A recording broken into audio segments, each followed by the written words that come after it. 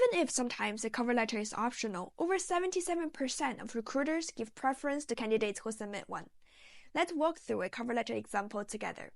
Meet Jasmine, California, a senior at Stanford majoring in management science and engineering. The top of the letter could be a copy of your resume header. The first component is salutation.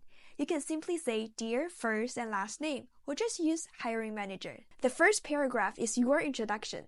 It should include information on your educational background, why are you writing, and the role you are applying for. State your interest in the role and the company. The second paragraph should highlight your skills for the job. Mention how your qualifications match those required for the job you are applying for, using work and classroom experience. Here, Jasmine shares how she can utilize skills learned and contribute to the software engineering role at Google. The third paragraph should establish synergy between you and the company. This can include traits you're looking for in a company, corporate culture, diversity, and values. Talk about a project the company completed or a positive change they made in the industry. In the closing part, reiterate your interest in the position and ask for an interview.